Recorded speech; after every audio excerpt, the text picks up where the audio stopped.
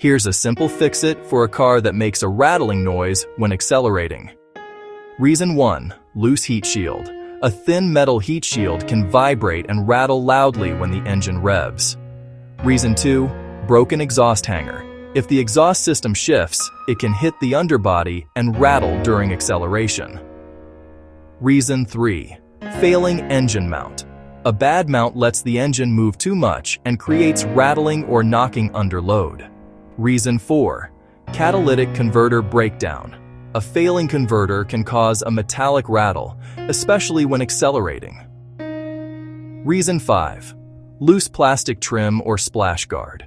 Wind and engine vibration can shake loose panels and create rattling sounds.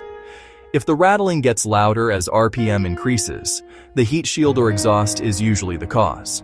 This was another Simple Fix-It. Subscribe for more Simple Fix-Its.